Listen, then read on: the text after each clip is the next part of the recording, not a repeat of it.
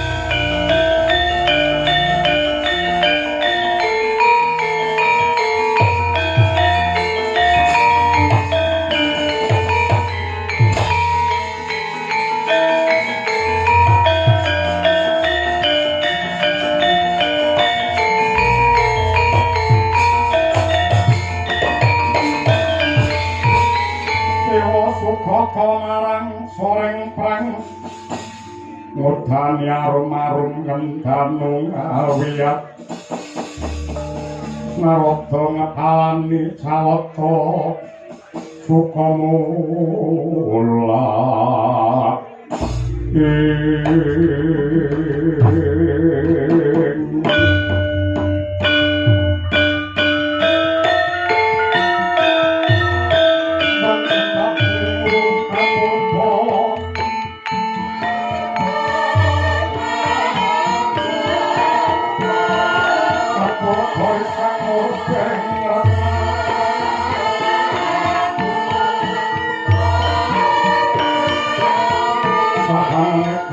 yang kanan sisi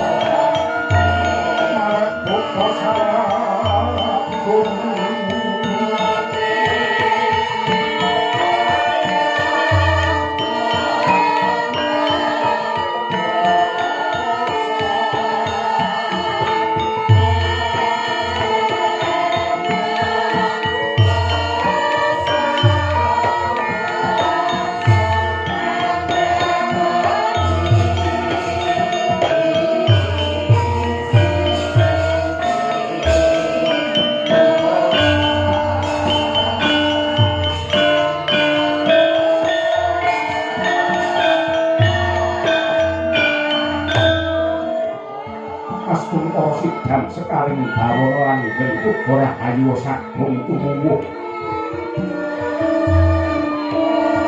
kawulun sewu kakang Gunur Sinarabda kakurang pinarak ingkang sekecca kakang talakala berenjang pak kok warudaya slire buntuti acal kater inggih Yayat Yai Guru mboten kirang sekecca anggen kula sowan salam taklim kula katur di inggih kakang brawalan anggen kula mundi bakari permuni diprayogake anggon sowan kawula inggih pukulun sembah pangabekti kula mawantu-wantu konjo sangati pukulun iya ndak tampa kali bonggonging rasa putra ulun nggih Bathara Brahma kawula nuwun wonten timbalan kang adawuh Rama kula nganuji dumateng ingkang putra langkung rumiyin kaliyan kula ngaturaken sembah pangabekti konjo wonten sahandhap padha paduka Rama pukulun iya Brahma ndak tampa gawe bonggonging rasa kaliyan ingkang putra Arga Dahana cumadon dawuh paduka keparing wiji dumateng kula daya wigatosing karsa kaliyan ingkang putra ngangkungaken jonggo miringaken karna nyadong kumentaing sabda tama paduka Rama pukulun sanghyang jagat pratingkah rumeng mula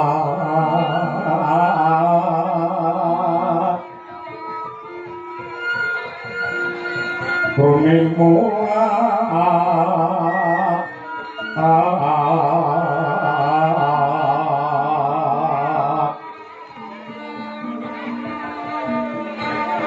rumeng mulat surat hari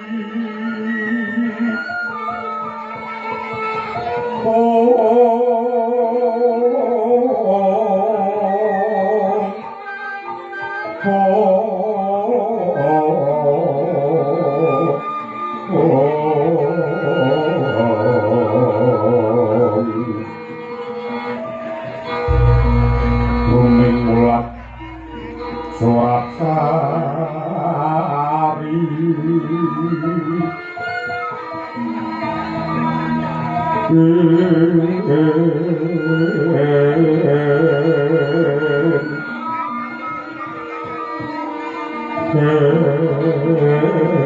oh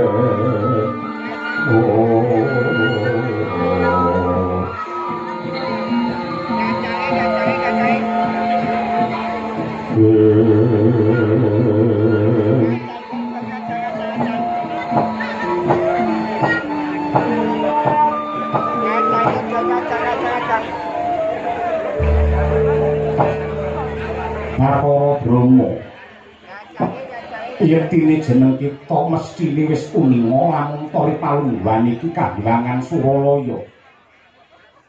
Nedenge ketaman Prahara utawa nedeng ketaman goro-goro ingkang kagiri-giri nganti poyang payingan solaing para hapsara lan hapsari. Bareng tinaliti kanthi permati diitung nganti genep disaring kongsi lembut.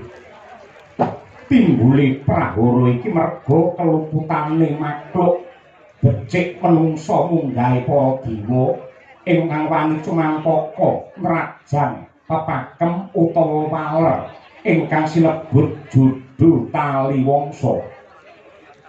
Judu tegese pepacangane priya klawan wanita, tali tegese pangiket, wangsa tegese golongan, mongko wis cetha pratela lamun to hapsara menuju dune hapsari. Satriya klawan putri, Bambang klawan Endang, raseksa klawan raseksi. Ya merga bebrayane menungsa klawan widodari, yektine iki ingkang dadi wiji utawa dadi sumbere Prahara ingkang nimbrung kahilangan. Ora ana liya kejaba anggone bebojoan. Batari Dresana klawan panengah Pandhawa ing Madukara Si Arjuna iki ingkang dadi bibit kawite ruhara ingkang nimbrung ana ing Suralaya. Aduh, Rama Pukulun kaliyan matur sisik nyuwun samudra pangaksami. Menawi glejah lampahan kang sampun kawuri nalika kahilangan menika dipun serang dening Prabu Nagatasaka. Satemah para dewa boten wonten ingkang mangga puliya, satemah dewa Nyraya wujudipun jago nenggih pun Arjuna. Sasampunipun Arjuna kelampahan nyirnakaken Prabu Nagatasaka awisake ageng lelabuhan. Lajeng paduka palakramaken kaliyan anak kula pun Dresanala satemah bebrayan ngantos ripalungguhan samangke. Mongko dinten menika anggenipun emah-emah nenggihipun Janaka kaliyan Dresanala sampun pikantuk sih nugraning Gusti. Anak kula Dresanala sampun ngrebini sampun bobot andungkap Sabta Candra utawi 7 sasi. Menapa kinten-kinten anak kula kekalih menika gadhahi dosa sarta kalepatan Pukulun. Iya. Yektine pancen ulun biyen uga ndodho marang kleru. Mula lamun to dewa wis ngrumangsani lawan lupute prayogane nggandani pakarti supaya Prahara iki ora saya ngombro-bro. Mula kang mangkono Brama ora ana dalan ingkang kudu tinempuh kanggo srana sireping gara-gara iki kejaba bebrayane Arjuna klawan Dresanala kudu dipegatake. Kunjing langit kelap katon lergen sanging alis risang mawe gandrung sabarang kadulukir moyat maye. Aduh, Rama Pukulun jimat sesembahan kula.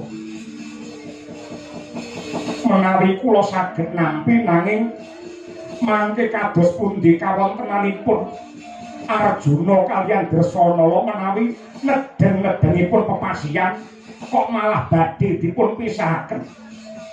Menika mujudaken lelampahan ingkang boten enteng Pukulun. Mula kang mangkono kala mangsane dewa kuwi kepengkok lelakon loro sing padha abote. Ya kuwi antarane katresnan kelawan kewajiban. Lan jeneng kita kudu bisa milah sarta milih ngendi kudu nindakake kewajiban nang ngendi kudu ngempakake katresnan. Monggo kang kusrana sireping ruhara iki ora ana dalan kang tinempuh kejaba. Jeneng kita ngurbanake bebrayane putra kita ya kuwi si Dresanala lawan Arjuna. Ewa semono para dewa ora bakal kejem sakuse mengko Arjuna wis pegatan kawan Dresanala bakale ana priya sing saguh ngayomi Dresanala lan uga putra kang kinandhut. ora ana liya kejaba putra ulun ya kuwi Prabu Dewasraning Tunggul Malaya Brama.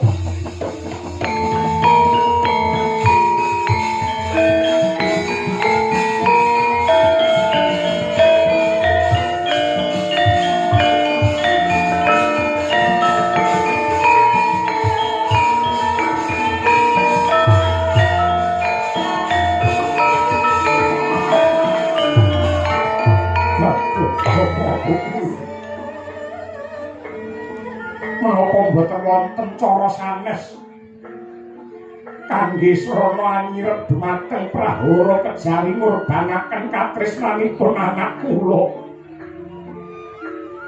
Kula sagah minangka wakilipun menawi kedah nampi pidana, kedah nampi bebendu. Watonipun anak kula kalih menika boten dipun pegataken. Bathara Brahma. Iki wis dadi kaputusane Sanghyang Jagat Pratingkah. Lamun to jeneng kita ora gelem, napa kanyatan iki ora gelem megatake katresnane putramu?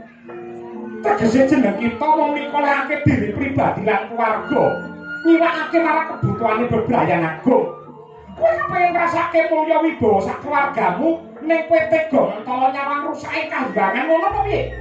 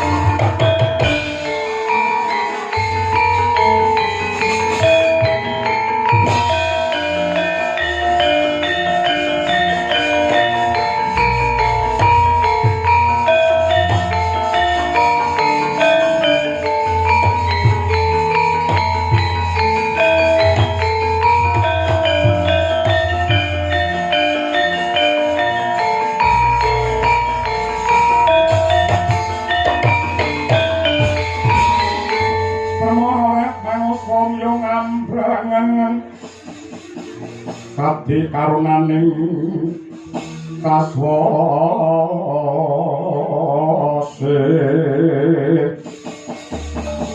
nang marga memawakung wong prisang konto Mas Pratmojo wong laluhan mulati Surya mangkrang sang waya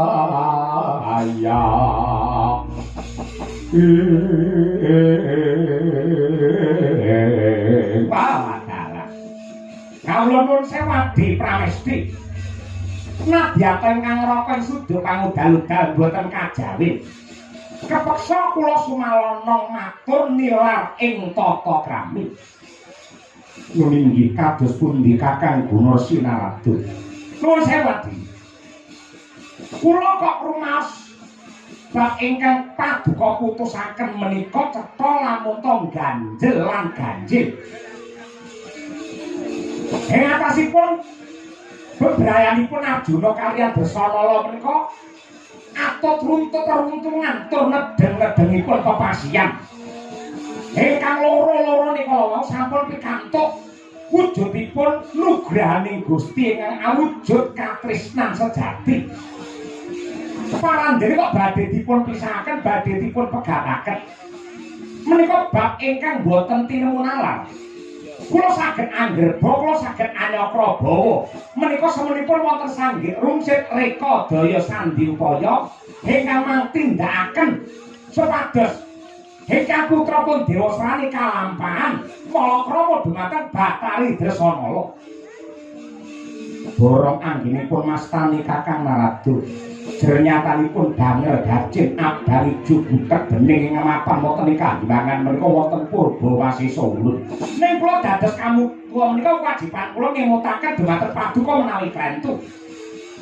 Ngibaratipun nuwun sewu, kreta jaran sak kusire.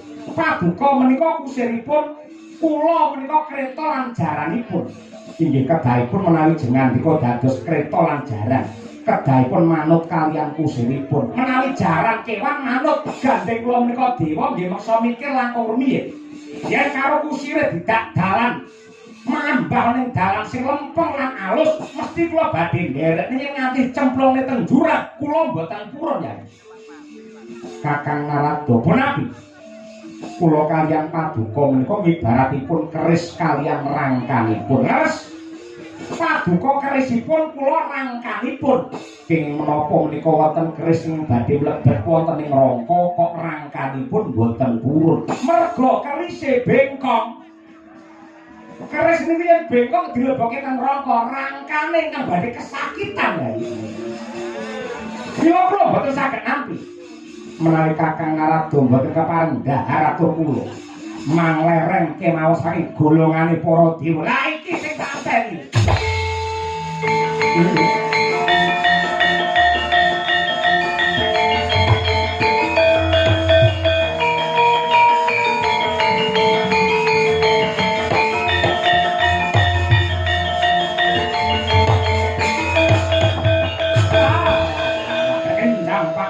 Marundaya mesti ngoten niku. Anggere rembakan, anggere bantah. Entek-entekane mung panguwasa kinarya godha. Mesti bakal ngancam ngincim areng nglereni karo kancane. Nggih matur nuwun. Dilereni mboten napa-napa nyatane tanggal selawi batal mawon. Niki ngasuh kok tak tuwet sinten-sinten mboten masalah, campur sari nggih mangkat yen ngeten niku. Nek nuwun sewu, saderengipun kula nilaraken kahembangan Suralaya, kula tak matur sekedhik kemawon. Bilih teng jagat teng Suralaya menika wonten hukum ingkang cacahipun 4. Ingkang sepisan menika hukum kodrat angka kali hukum adat, angka 3 hukum negara utawi hukum Suralaya, dene ingkang angka 4 menika hukum karma utawi hukum dharma.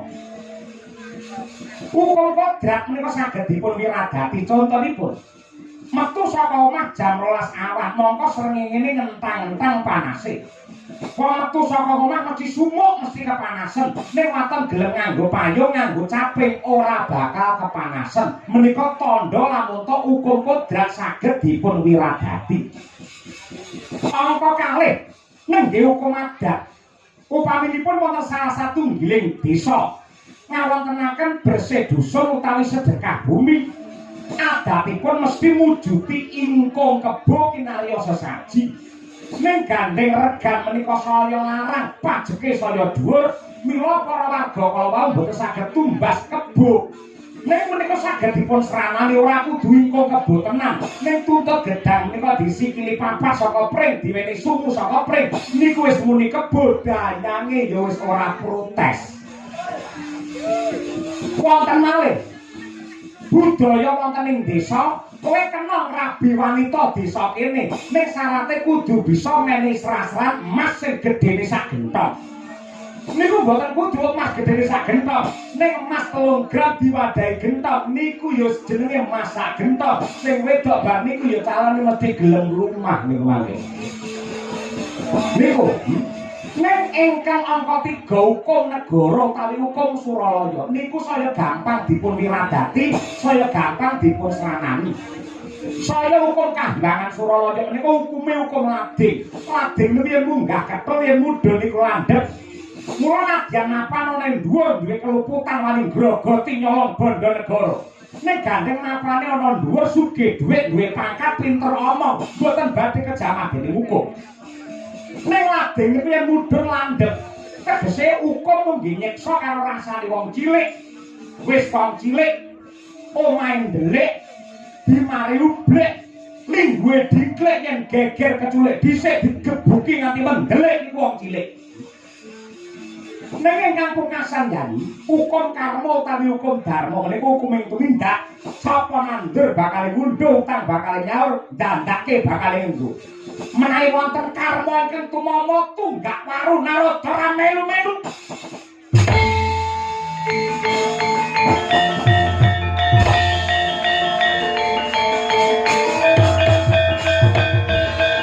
Aduh menika tetungguling para dewa.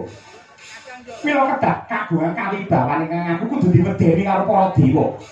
Keratasipun wonten dewa kentong pira jambul wanen nenggipun Bathara Narada paranjene dienggo kemawon diopeni kemawon.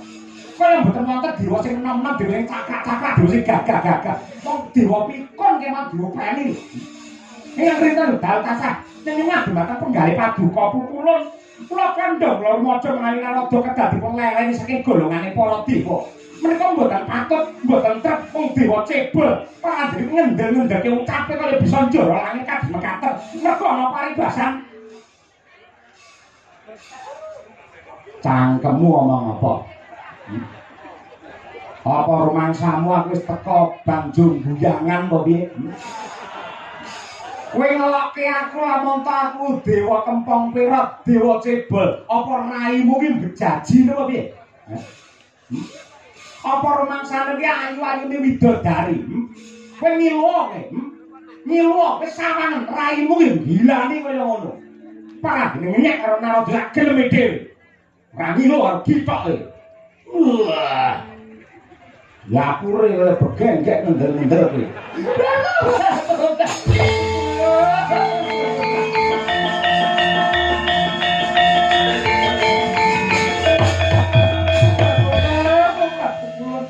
Diperlokaken nista kados mekaten parandene kok paduka namung kendelan kemawon mboten bilani dumateng kula pun durga menika kados pundi ta pukulun nyatane kowe nglakoni ngono apa ora durga coba nggih pukulun nggih kenyatanipun ngibarake panganan mboten kula dol dhateng sinten-sinten namung mligi dumateng paduka sang adi pukulun ini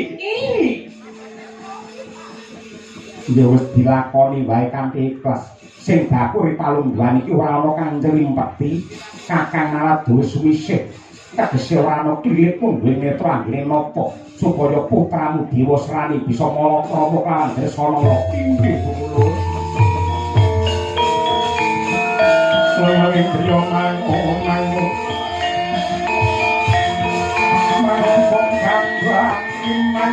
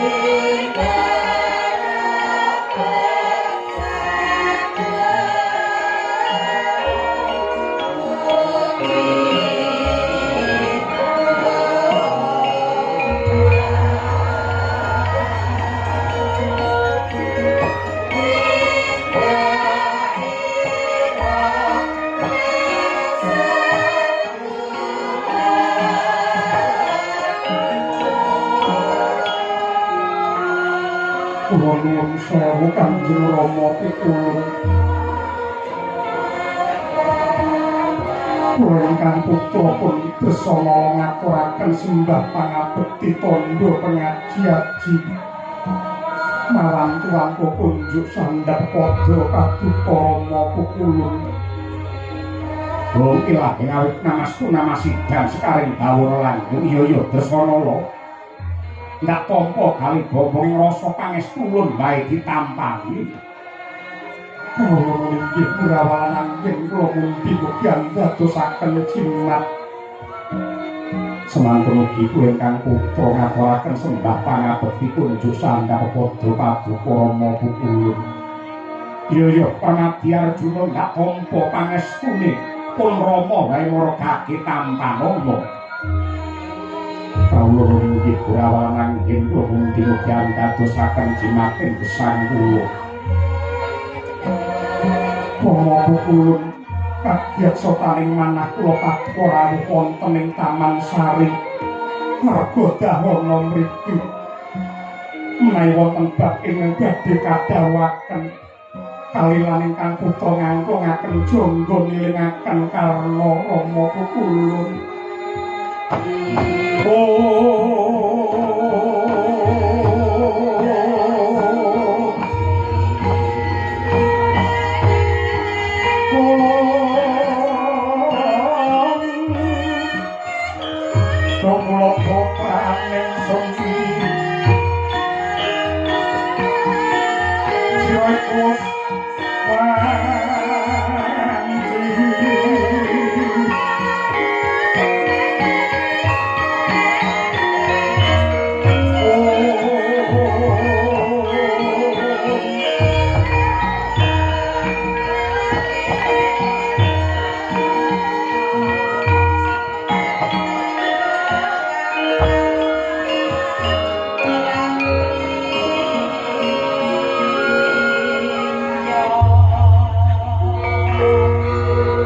Sira iku wanci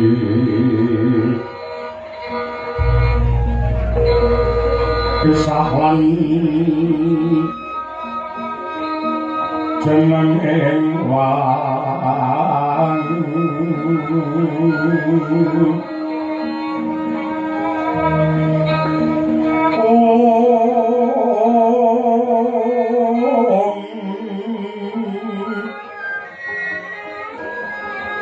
Iwa kulineng arti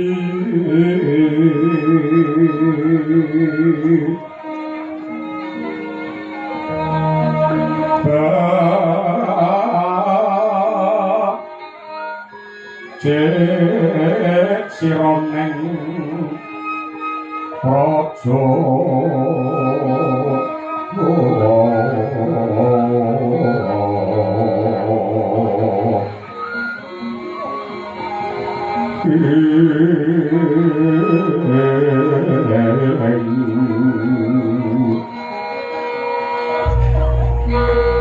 Suwiteng Narpati mongko wekas sing wangi iwa pekat teteki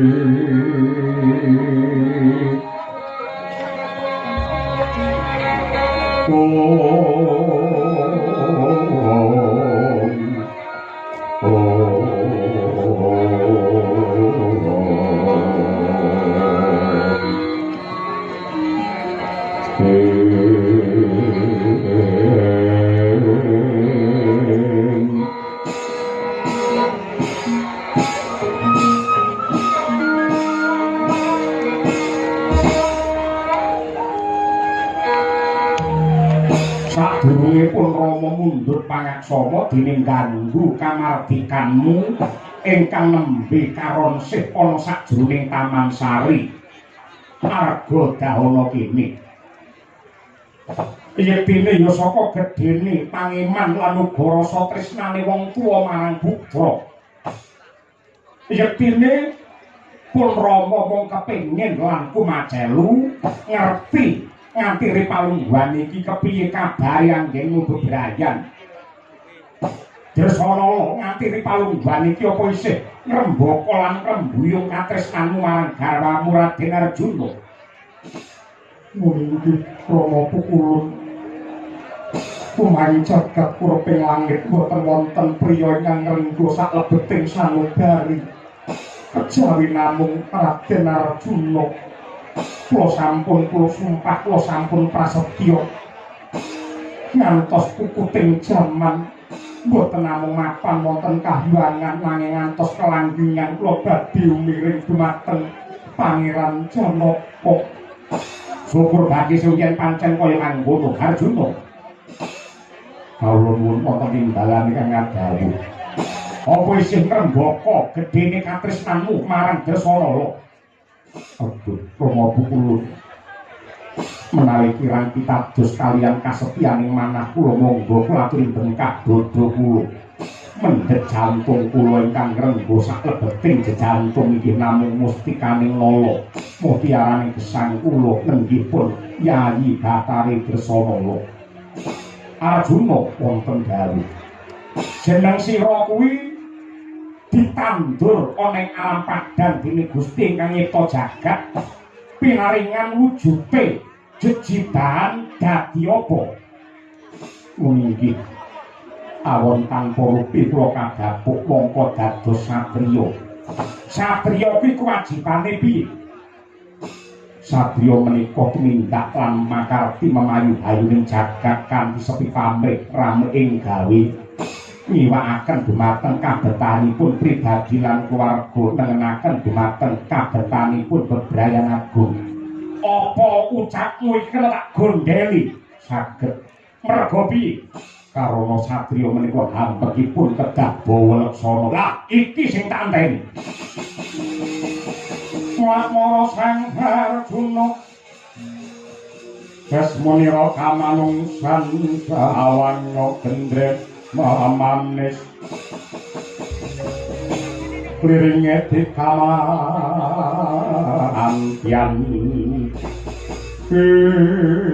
Arjuna wonten gawuh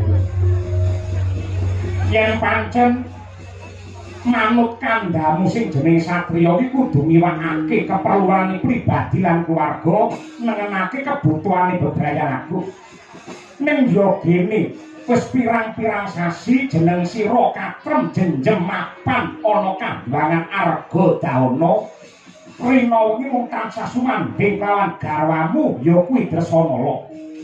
Mongko wis cetha ngeglo tanpa warana lamun to jeneng kita kuwi satriya madukara ing negara Ngamarta sing duwe kewajiban rumeksa marang hayune para kawula sak negara. Yen kowe ripalungguhan iki mung jenjem mapan ana Kambangan sumandhing karo bojo ngrasake nikmatmu banget sing kaya ngene banjur babar pisan ora kumlawe tanganmu anggene ngayomi sagung para kawula dasih. Kira-kira yang patrakmu ndek tutuk-tutuk nih kaya ngono apa ora tetel sing dadi jiwa kasatriyanmu.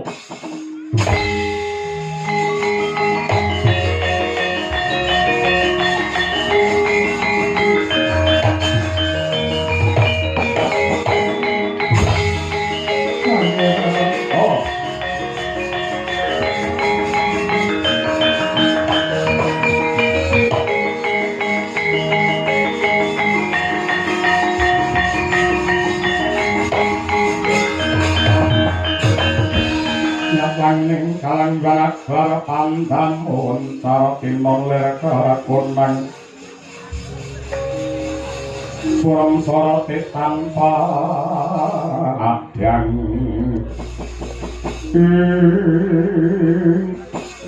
Kanjeng Rama pukulun mestinipun paduka pirsa bilih palungguhan samangke kula dendobot pitung candra menawi ngantos anak kula minjang lair tanpa tinenggan dening ramanipun tartamtu badhe ajur mumur ing dados manah kula pukulun Jasanala kita kandhani dina iki kahyangan gunjang kahyangan geger barang tinaliti manut dawuh pangandikane pukulun Sanghyang Girinata merga disebabake bebrayane menungsa kalawan widodari Arjuna kalawan Dasanala mula kanggo srana nyirep dahuru ingkang ngliputi ana kahyangan ora ana dalan sing kudu tinempuh katresnanmu kalawan Janaka kudu dipisahake kowe kudu pegatan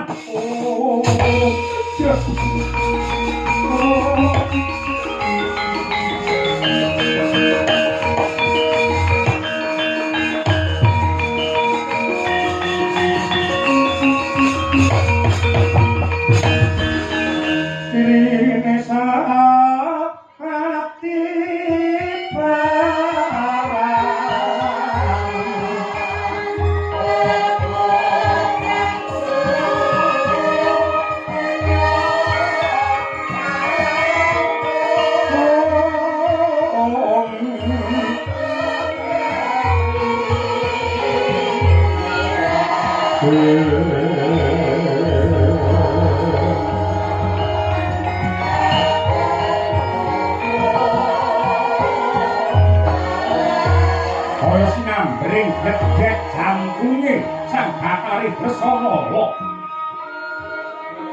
pangandikane ingkang Rama Bathara Brahma wujud dhumateng penggalih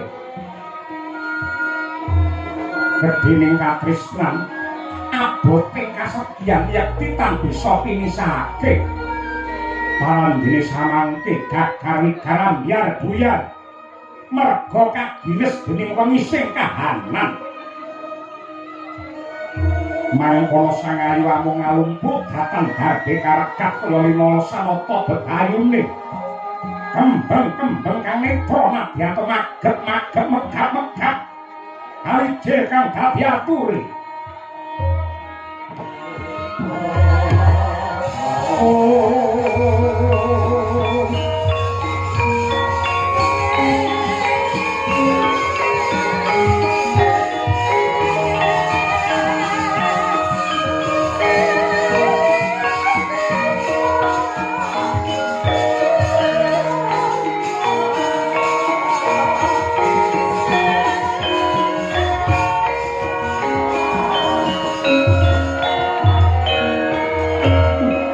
Kanjeng Rama pukulun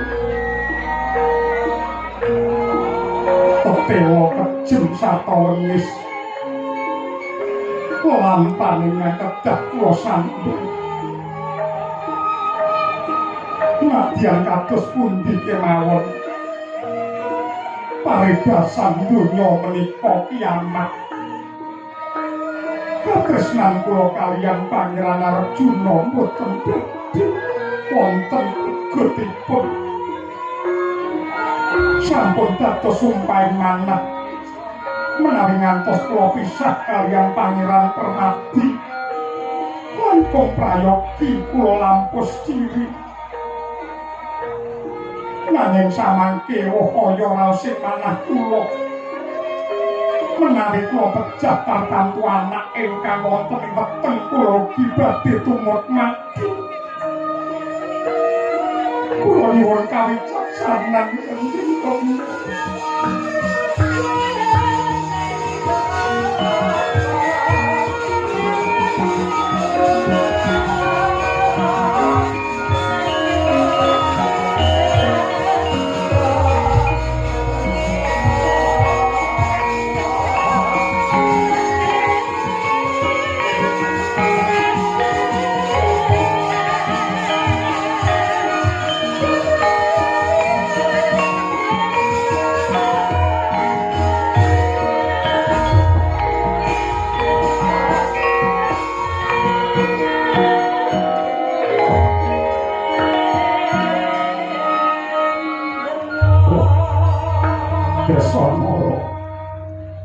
Yektine tanpa beda lawan jeneng kita rasaku ya abot. Ning ngendi wae sing jenenge wong tuwa kuwi mesti kepengin ngerti karo anak putune mulya wibawa uripe tentrem. Ning sepira ta kekuatane wong tuamu si Brahma iki. Mula kowe sing pinter gawe mareming rasa merga yen kowe gelem kurban tumrap lakon iki dadi srana tentreme kahyangan Suralaya. Lan kowe aja kuwatir, aja sumelang rasamu.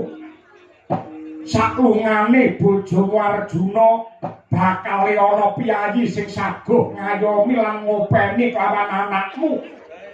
Tur panjenengane dudu wong saudon saurupan Narendra Agung saka Tunggul Malaya, putrane Rama Pukulun Giripati, ya kuwi Prabu Dewasrani sing bakal malakrama sliramu.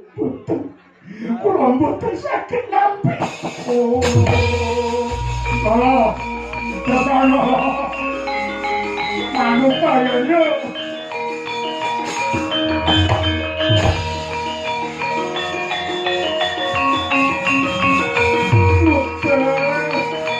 Banyak.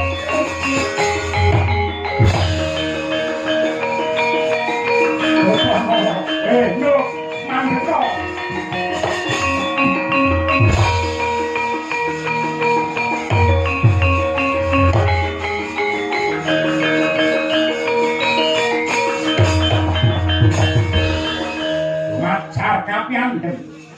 Hanengge Sang Batari Dresana dupi midhanget dumateng pangandikanipun ingkang Rama nedya den palakramaken kaliyan priya ing babar pisan datan den tresnani.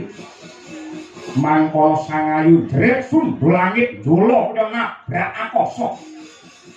Pambengoke kaya bisa nyigar langit. Dengan mangkono kaya blak wanci gege mangsa. Hebat Jabang Bayi Kandutan. Sang Ayu Batari Dresana lowak sepisan bro punang riwe kaya dineres. Miyak langse Gumbala Giri. Miyak tegese bukak langse tegese Sambu Giri tegese gunung. Laire Jabang Bayi saka gunung sing ana bringosik. Cenger Jabang Bayi miyos kakung kaya masinangkring.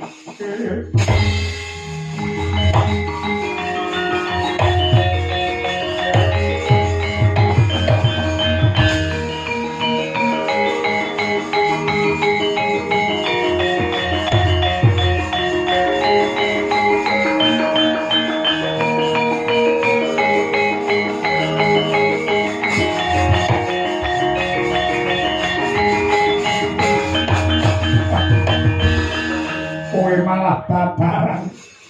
Kowe malah nglarake Dresana. Anakmu lanang ganteng gedhe pangaribawane kaya ngene.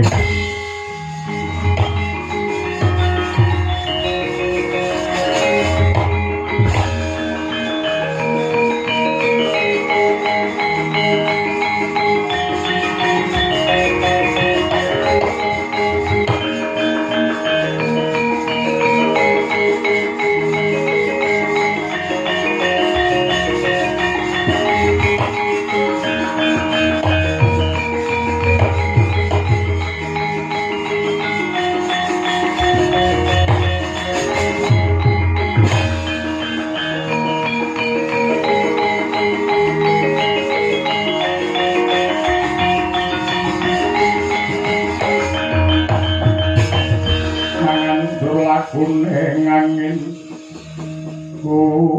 kuragrane ngarga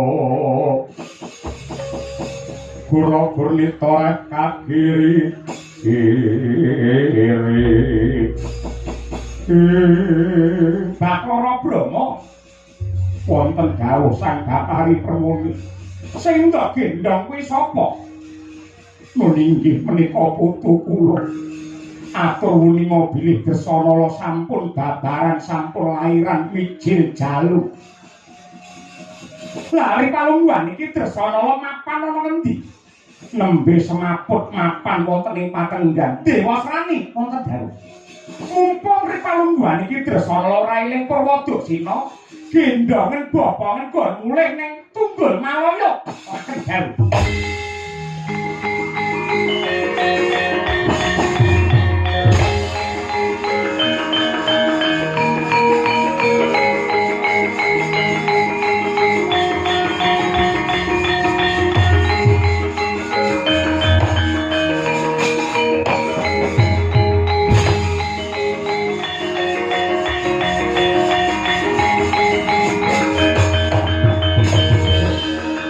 Kula mboten kawratan menawi anak kula kaboyong wonten ing Tunggul Malaya. Ning lajeng putu kula menika kados pundi menika taksih bayabang yang betaken katresnanipun ibu. Kowe aja wasumelangkang dadi rasamu. Tetep bakal ndak cedhakake kelawan mboke. Mula kang mangkono bayi kuwi gonre tak gendonge mengko diglo entah karo Dewa Srani kelawan Dresana. Kula endi tak jaluk putumu kene Brama? Monggo Batari.